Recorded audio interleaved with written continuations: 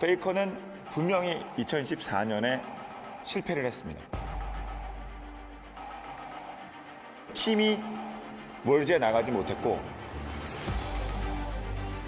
상처를 한번 입었다고 할까요? 하지만 상처를 입음을 통해서 더욱더 단단해진 페이커이기 때문에 지금의 페이커는 2013년의 페이커보다 더 무섭습니다. 한번 내려왔다가 다시 이렇게 올라갔다는 것 자체가 거의 불가능에 가까운 일이라고 개인적으로 생각을 합니다. 노력, 그리고 결국 끊임없는 본인과의 싸움 아닐까요?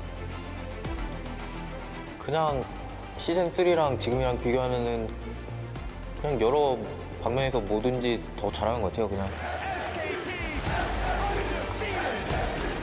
코타이거스는 SK 텔레콤과 정반대에 있는 팀이라고 할 수 있죠. 왜냐하면 만든 지 1년도 되지 않았습니다. 그리고 페이커처럼 믿고 따를 수 있는 그런 리더가 슈퍼스타가 있는 팀도 아니거든요.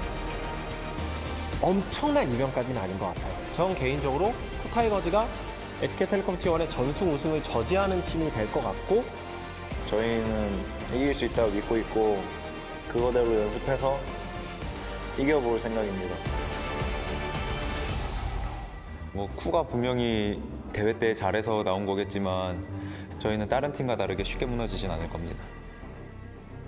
이지훈 선수랑 페이커 선수한테 둘 다 져본 기억이 있어서 그 생각들이 많이 나는데 이번에는 달라야죠. Part of the mystery of Faker is that no one really knows why he continues to be as good as he was, how he can have such a deep champion pool. No one's been able to emulate it. 승리, 그것만 바라는 것 같아요. 다른 것들은 어떻게 보면 다 부수적인 것들이겠죠.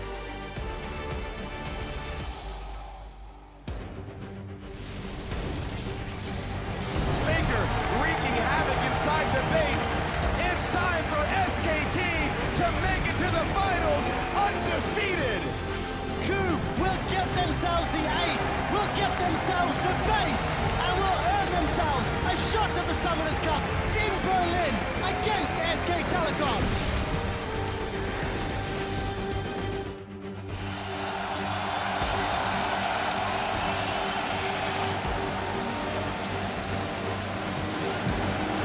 Welcome, ladies and gentlemen, to the 2015 League of Legends World Championship Finals. Players and fans from around the world have come to Berlin's Mercedes-Benz Arena as just 2 teams remain at the final stop on the road to the Summoners Cup. Now you're getting a look at some of the sights and sounds here in Germany where excitement is in the air. And of course, there are plenty of cosplayers in the crowd and even one brave fan who's going to be posing with a giant poro now. Kids, don't try that at home for your own safety. All this anticipation is, of course, for the impending battle between the KOO Tigers, who you see heading in here into the venue earlier. They'll be going up against fellow LCK team SK Telecom, warming up in their locker room just a short time ago. Now 2 strong teams, but only one will be crowned the champions. Hello, everyone. I'm James Dash Patterson here alongside Christopher Monte Cristo Michaels, Sam Kobe Hartman Kensler, and Mitch Krepo Vorspals to cover all of today's action between these 2 titans of a team. Hang on. And first things first, we've got something we have to clarify here. Monty, what on earth are we wearing? This is a hanbok. It is traditional Korean clothing. I was just so excited. It's such a great time for Korea right now. 2 teams in the final. It's the final we always deserved here at the World Championship. It's like we're watching an LCK game, only with better casters. Ladies and gentlemen, the shot. We are starting early. Sometimes, Krepo, they have to give you the chance to actually cast the good teams. So welcome to the OGN Autumn Season Final. That's going to be a good day, ladies and gentlemen. I, for one, am very excited for it. Let's start by pulling up the bracket and following these teams' journeys to today's finals over the last month. After emerging from the group stage as the #1 seed from Group C with a perfect 6-0 run, SK Telecom T1 has made an undefeated march through the bracket, taking down the LMS's AHQ Esports Club and Europe's Origin. Now the team comes into today's final with the potential to not only make the first perfect Worlds run ever, but to become the first 2-time champion in League of Legends history. And what an impressive fashion they've done it in. Getting all the way to the finals undefeated, as you said. All of their games have been finished out so cleanly. Yeah, there's maybe one game where SKT just wasn't as convincing against Origin, really, in terms of goal, but even then, their numbers, and we'll get to that later, are just astounding. they're well on track to become the most dominant world's performing team like in the history of League of Legends. Yeah, and even beyond the World Championship right now, they're on a 17-game winning streak dating all the way back to the regular season of Korea in the summer. All right, but we have to take a look at their opponents. The KOO Tigers climbed out of Group A as the second seed behind the LMS's Flash Wolves, but showed up big in the quarters and semis, taking out KT Rolster 3-1 and sweeping hometown favorites Fnatic to make it here to Berlin. And the story for these guys making it all the way here, you know, after just forming the team is just, they're so easy to root for. Yeah, I mean, they're coming in as underdogs, but I didn't even think they'd be in the finals. I think they've really performed well, particularly KOO has vastly exceeded my expectations coming into this tournament. Even Smeb, who did have a higher bar than KOO, he's even overperformed that as well. And a lot of people coming into the series against KT were just rooting for KT to make it out, but KOO rather convincingly swept that series 3-1 and then made it to the finals. Nobody really expected. Thank God China slumped a little bit, you know, made it a little easier for the KOO Tigers overall, but it's going to be, yeah, I think Korean games. To a degree, too, after the bracket stages were drawn, a lot of people looked at KOO's side of the bracket, seeing Fnatic and KT, and saying, this is the tougher side of the bracket. So they've had a pretty, you know, sincere road to the finals. They have definitely been tested, and they've shown a lot of diversity in styles, in champions, in strategies that they've used. So that might actually hurt them here because SKT have seen maybe a bit more. Now, of course, we won't be the only ones covering today's finals. You're going to get a look at our partners from China and Korea's OGN, who have made the trip to Berlin with all of the international teams to bring this event to fans and players in 20 languages around the world. So plenty of people out there enjoying the games. Now, of course, it's time, though, to head down to the stage and check in with someone who is no stranger to the League of Legends scene here in Berlin. Hello, Berlin! Wie geht es dir? I'm Evie, Shock supporter, and I'm very excited to be right here at center stage, designed to give you the best view of the games today as our finalists fight for the Summoners Cup. Now, whether you're with us here in person or tuning in from around the world, we've got you covered from every angle of the house. Now, with this setup and everyone here in attendance is also a real-life part of the action. So, ladies and gentlemen, are you guys ready for the 2015 League of Legends World Championship?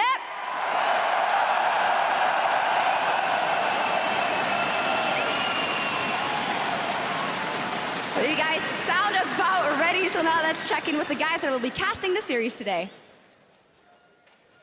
Thank you very much, Shocks. Hello, Berlin. I am Rivington Bisland III, and I am excited to bring you all of today's action with my partner in crime from North America, Joshua Jat Leesman, and the Danish Dynamo from the European LCS, Martin DeFiscio Lunga. Gentlemen, usually we come into a finals and you see who the best team in the world is going to be, but SKT approaches this finals already considered the best. Yeah, and the scary thing about it is how easy they have made it look on the road here, not dropping a single game. They haven't really shown a huge variety of strategies. 4 Rise games for Faker. Right. And the fact that they're defending world champions. So they have kind of a chance to be the first real League of Legends dynasty if they can get the second win here, which would be amazing. And then they take on a team who, before this year even started, were a bunch of misfits. Nobody really wanted these players on their lineups. We didn't expect a whole lot from KOO Tigers coming into the World Championship. We said it was the weakest Korean team. KT would be above them. We were really wrong because KOO Tigers showed up. That's the thing. Even during the World Championship, you weren't expecting it. They lost twice to the Flash Wolves in the group stage. Flash Wolves fell to Origin.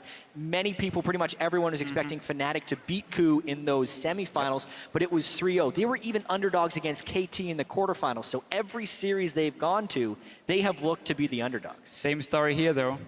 They create the upset. There's no doubt this game would be monumental for KOO. By the numbers, SKT has this game at 10, 15, 20. We'll get into the stats as we go into the game, as we hopefully get 5 matches out of this one if SKT isn't bringing their A game. Have they even opened up Pandora's box yet? I want to see 5 games because we haven't had the 5-game season yet in the bracket stage, but I have a theory of every odd-numbered week brings excitement. First week, and it was like 6-3, then 0-10 in week 2. 2 European teams made it to the semifinal in week 3. Week 4, they went 0-6. This is the week for KOO Tigers to come back strong. This is the week for Smeb to show that he's the best top laner in the world. He's going to beat Marin up there. In order for KOO Tigers to win this game, if he can do it, I think they can take it, but he really needs to play the best game of his life. Absolutely have to. Now, before we send it back to Dash and the gang for a look at today's matchup, SK Telecom T1 could be the first organization to take 2 world championships. So we take a closer look at the team then and now.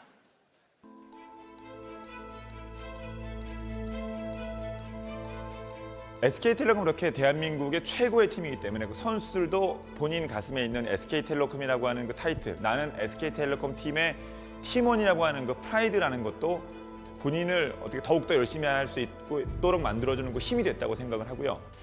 시즌 3에서의 SK텔레콤 같은 경우 역시 최고의 팀이었는데요. 그때는 실패를 해본 적이 없고 물러서 본 적이 없고 좌절을 맛본 적이 없습니다. 항상 잘 됐죠. 꾸준히 이겨왔고. 2013 시즌의 SK텔레콤 T1은 다소 페이커 그리고 피글렛의 캐리력에 좀 기대는 부분이 있었어요. 그래서 임팩트, 뱅기 그리고 그때 당시 푸우만두는 팀을 서포팅해주는 그런 롤에 좀 치중된. They were very much a scrappy, pick-oriented team. They would play a lot of assassins, have these flashy individual plays, but they weren't necessarily the smartest team. They weren't the best strategic team. They just had a wide array of talent. Yeah, we gotta introduce you guys to Faker if you haven't seen him already, because he might be just the best mid laner in the world. 페이커는 최고의 엘리트 코스를 밟아온 그런 선수죠. 2013년 기준으로 봐서. 지금도 역시 최고의 선수긴 합니다만 페이커는 분명히 2014년에 실패를 했습니다. 왜냐하면 페이커 자체로는 성공했을지 몰라도 팀이 멀지 나가지 못했고 결국 팀의 중심이었던 페이커는 실패한 시즌을 보냈습니다. 하지만 지금의 페이커는 본인이 항상 하드캐리해야 한다 그런 욕심도 버렸고 팀 플레이를 통해서 팀을 살리는 방법, 팀을 살림으로써 본인이 슈퍼스타로서 다시 자리매김하는 방법, 그 방법을 터득했죠. 지금의 페이커는 2013년의 페이커보다 더 무섭습니다. 페이커 선수는 그때는 뭐 갓 데뷔했을 때고 경험도 별로 없었는데 물론 잘했지만 지금은 경험도 많아지고 경기 수도 훨씬 많다 보니까 훨씬 노련해지고 잘해진 것 같아요.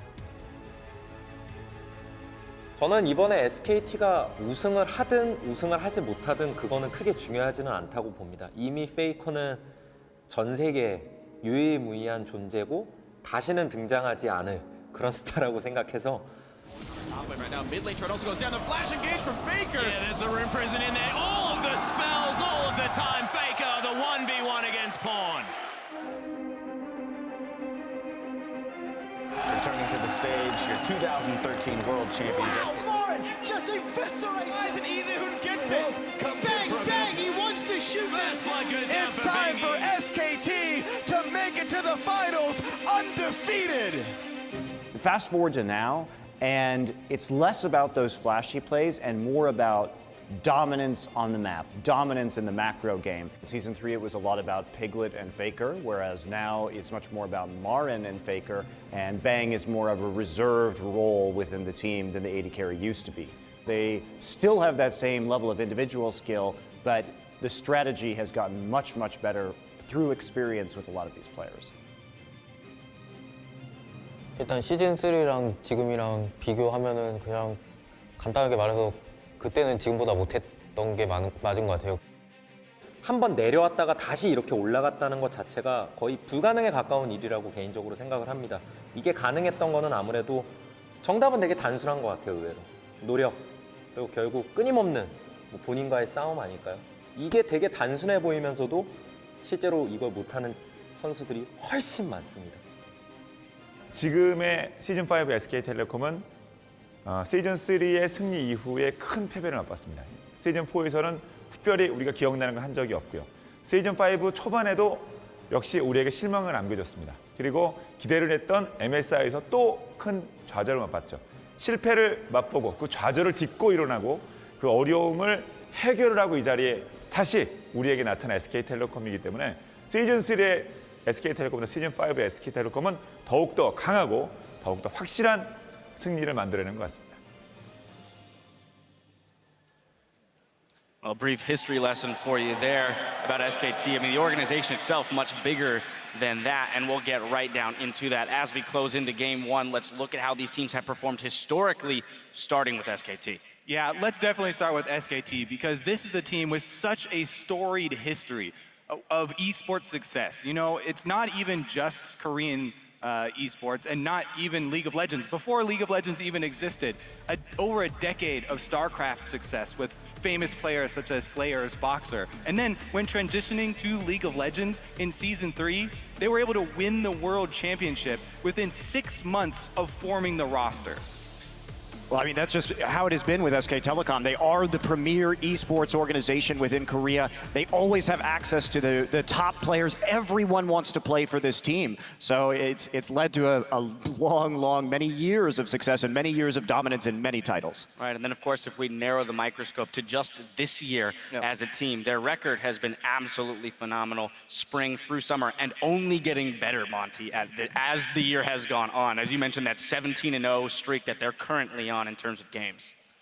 Definitely agree. I mean, the way with which they've done it too. Not only are they undefeated here at Worlds, but they've done it so quickly and so cleanly that they really haven't left much room for teams to try and develop the counter strategies. Yeah, and they've been building this up all year. If they look at spring, they went 29-11, summer 38-6. So over time, they're winning more, losing less. At Worlds, that trend only continues. Haven't dropped a single game. They maybe trailed behind in goal at 10-20 once this entire tournament. Nobody's even ready to challenge SKT. Yeah, it's not winning more or losing less. It's winning more or losing none now, which is a great trend. That's exactly where you want to be. There have really been only two kinds of teams here at Worlds, SKT and teams that lose to SKT.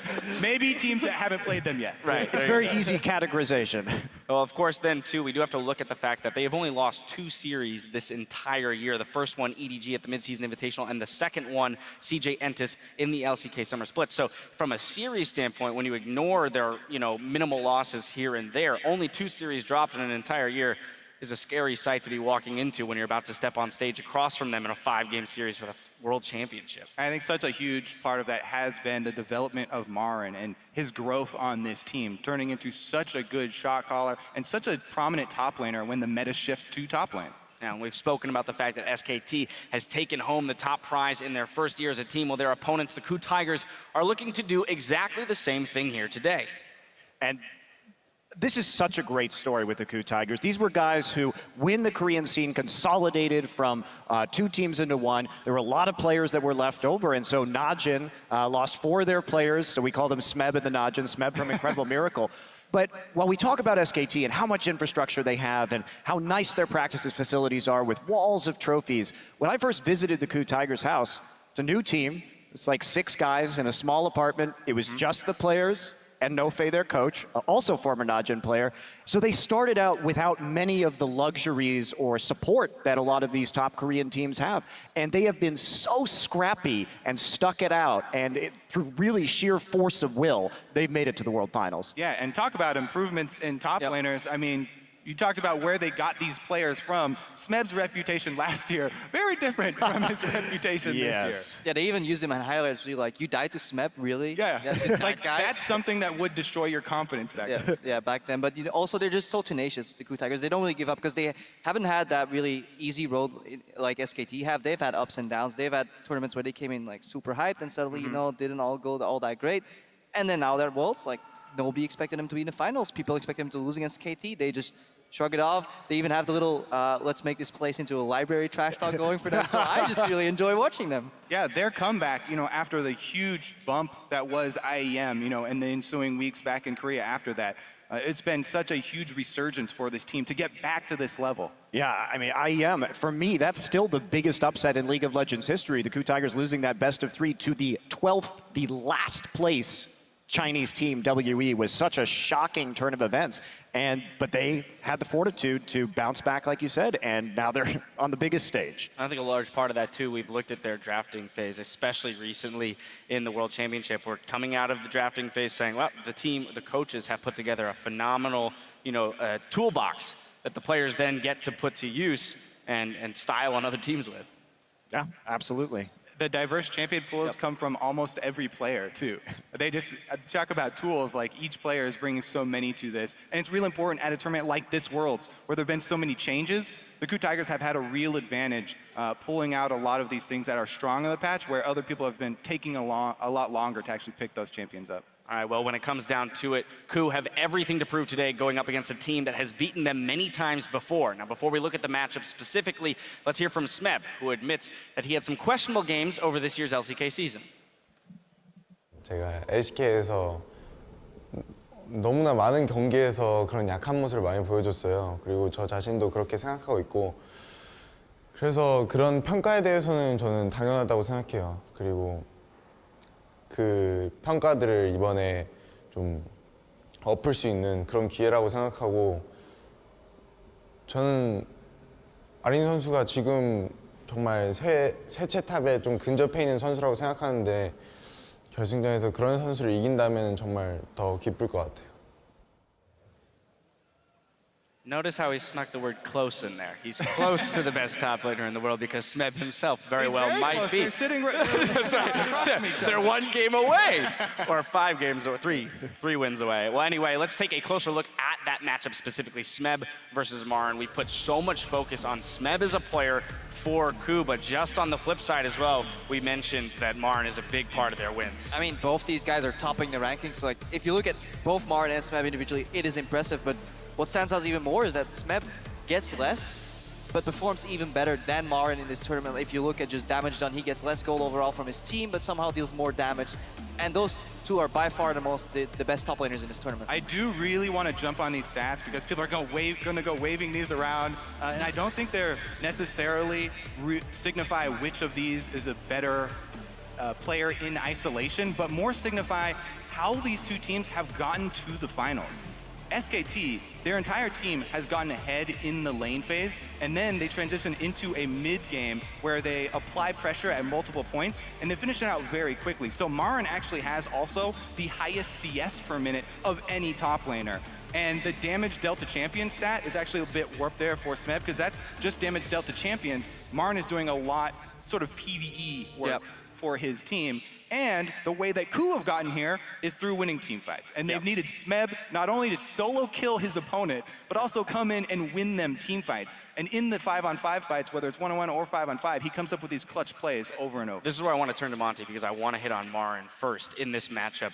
You know, Kobe just mentioned how these stats to a degree might tell a lie in the way that they will match up 1v1, but more about how the teams play with those individuals. So Marin first on SKT. Well, yeah, Marin, like Kobe was saying, I absolutely agree. It's about being a split push threat. If we look at Marin, he's averaging something like plus 72 CS at the end of the game against his opponents. So he has been absolutely massive when it comes to split pushing, making sure that he's safe and constantly applying pressure across multiple lanes while also getting some impressive solo kills. Yeah, and that just allows SKT to play the game that they like, pushing on all 3 lanes while he's drawing so much pressure. Either you deal with Marin or you lose your base, and when you're dealing with Marin, well, you're probably going to lose the Baron anyways. They're so good. Every time you should keep your eyes when SKT is almost grouping, he peels off immediately to another lane, whether it's mid or top, keeps up the pressure. He doesn't wait for those waves to stack up and come in. No, continuous pressure. He spends so much time on the enemy side of the map, and the fact that he can do that while not getting caught very often, that is the most impressive part for me, because they don't have that many wards placed out for him. It's purely game sense. I really want to hammer home this point on Marin, just because a lot of viewers, everyone's so used to watching these games with both teams' vision revealed. So you don't get that same feeling, a lot of the players, when you're in these situations of the fog of war and what you have to work around. Marin is so good because he actually builds items to play this strategy as well. Early home guards for early experience advantage so he doesn't miss any waves. Also 100% uptime on his teleport. He saves it for the objective plays. And he builds Tiamat almost every game, so he instantly clears the wave, then retreats into fog of war, simultaneously denying information to the enemy team. And it's just hard for people who haven't been in that situation to really understand the greatness that is Marin. Whereas Smeb, you're like, oh, he solo killed that guy. He's crushing the team fight. Yes, that's where I want to go next. I want to go to Smeb because that is exactly the point. So often when KOO was in maybe a losing situation in the game, all eyes went to Smeb and say, can he solo carry from the side lane? And yes, absolutely. And he's going to have to do it again if they want to win games tonight. I think that we can all pretty much agree on that. And one thing that I think is very important is that Smeb has a larger champion pool than Marin does. He is also a Riven player while Marin is not. And we noticed that in the Fnatic series, Fnatic took great pains to draft around Smeb's Riven. So I'm really curious what Koma has in store for us from SK Telecom. How are they going to play around this Riven tonight?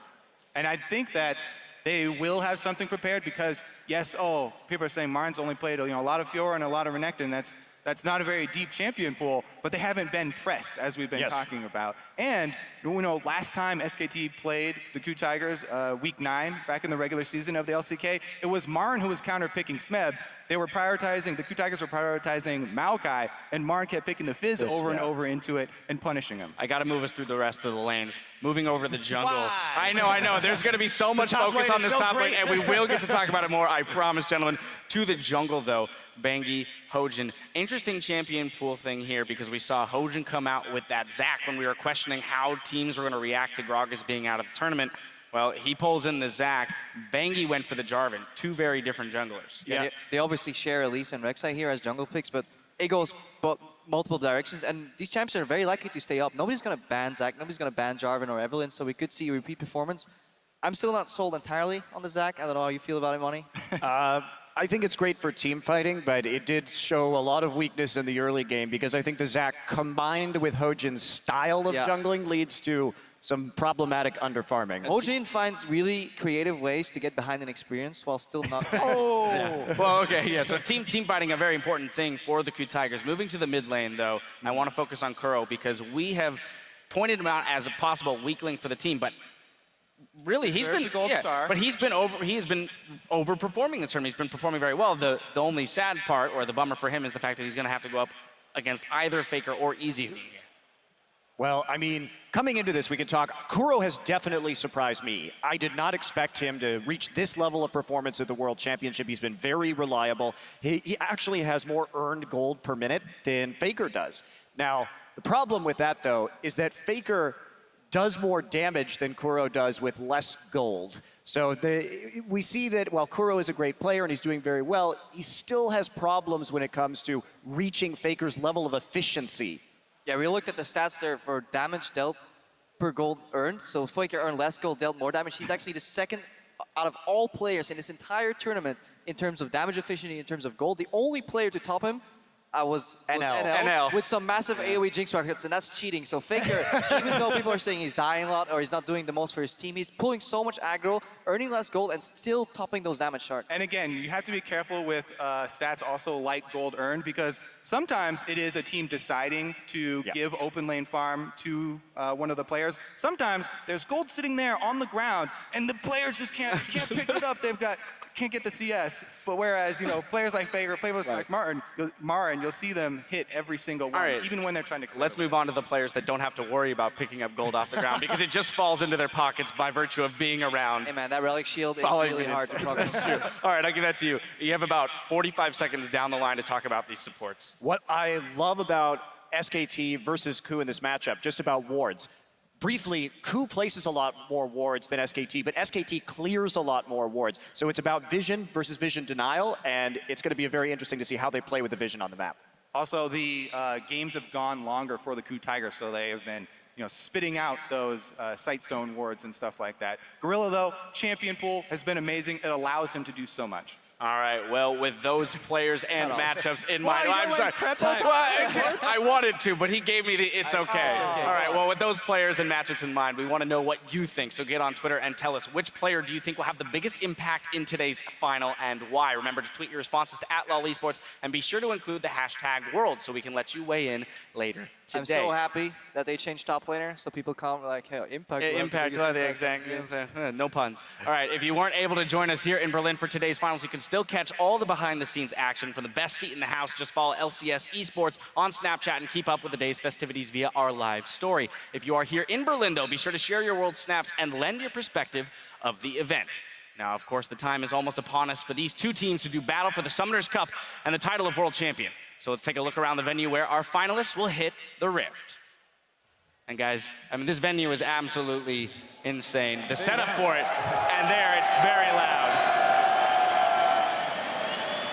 Coming to live events in giant stadiums like these, filled with esports fans, never gets old. This is absolutely my favorite part of the job. Yeah, we stood overlooking the venue earlier, just watching the crowd filter in, and I was talking to Kobe, and he's like, you know what, this job ain't so bad. It ain't so bad. It's not 9 to 5, but you know what? I can get used to this. I mean, I have to say that this being my first World Final, it's absolutely a special one. And as you mentioned, Kobe, just the atmosphere of an esport event only makes it better. You can literally feel the energy of all the fans because our station is shaking. That's true. We are built into the stands. So as you guys make more noise, it becomes more perilous for us.